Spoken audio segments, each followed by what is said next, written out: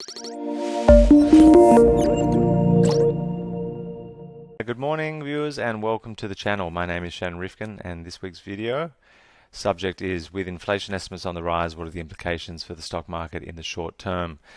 So we've seen a few big sell-offs this week. Clearly, the catalyst has been a pretty significant jump in long-term bond yields following commentary from the US Fed last week, talking about some of the inflationary pressures they're seeing right now is possibly more than transitory, which is definitely a change in tone from recent commentary from them.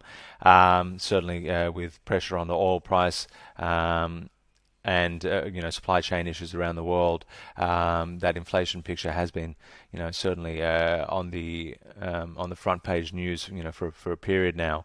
And I guess the real question, of course, from here is how permanent are these inflationary pressures? My personal view is at least some of them are probably situational. Certainly pressure on the oil price right now. Huge confluence of factors pressuring it. One is a very cold winter in China, for example. Another is poor conditions for renewable energy assets in Europe, which is driving their energy shortages. And whether these could all unwind in a hurry could, of course, put some selling pressure on the oil price, which could change that outlook a little bit more. But it's not the first time we saw bond yields start to move up. Certainly in this move up here, earlier in the year, we started to see significant selling in the market, at least on those longer dated growth assets like technology names. And let's see, of course, from here where these go. And just to kind of demonstrate the performance of the ASX 200, Dow Jones, and the Nasdaq. And I've shown these as well specifically because the Nasdaq is certainly more weighted to longer dated growth names, whereas the ASX 200, with its heavy exposure to financials and resources, and the Dow Jones, which has less tech reliance, what you've seen is a less pronounced sell-off, at least recently, and also earlier in the year when we saw these big sell-offs in tech names weren't quite as pronounced here in Australia, which I think really demonstrates the potential risk in parts of the market if we do see any more gains in bond yields. And I think this is the key thing to consider here, of course. I've talked about on this show in over the last few months about the impact that high long-term interest rates will have on discounted cash flow valuations. Effectively the argument being that $1 today is worth more than $1 in a year, and that becomes more the case the higher the interest rates go. And what you've seen, of course, is that as those future profits, the net present value of those future profits is more valuable in today's dollars.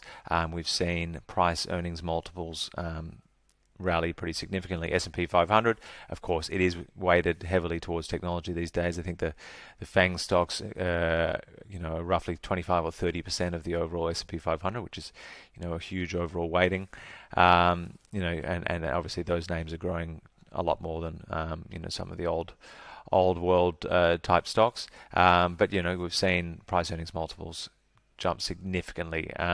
This is obviously lowered as this is cycling a historic. This is a historic price earnings multiple, so we've come to reporting season, which is when we've seen these new numbers come into it. But what you've seen is that we're still looking at around a 25 times historical multiple, whereas historically, in times of higher interest rates around 2015, that was more like 17, 18 times.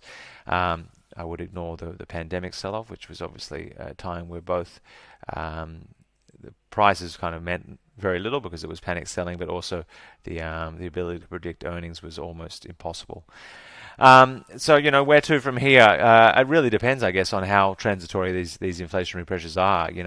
If you're of the view that these unique conditions that we have in the world right now are going to continue to pressure things like oil and constrict supply chain, and we've seen that in recent commentary from all companies is the recent pressures they've seen on the supply chain, having to have higher inventory levels because of slower supply chain.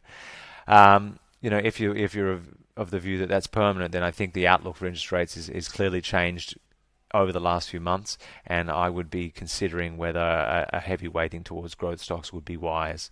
I'm of the view somewhere in the middle, probably. I do think interest rates where we are now are clearly not going to last forever. At least some multiples you see on the Nasdaq and growth names in Australia do seem to be very high, and there has been a little bit of FOMO buying, I would say, on some of these names. But I think if you're holding high quality, fast growing growth stocks, I wouldn't be too worried about a little bit of a sell off. Because of change in bond yields, and if the view is that those revenue numbers are going to continue to grow, then the multiple will catch up where it needs to. Anyway, that's it for this week's video. If you like the video, please click like and subscribe, and I will be back with a new video next week.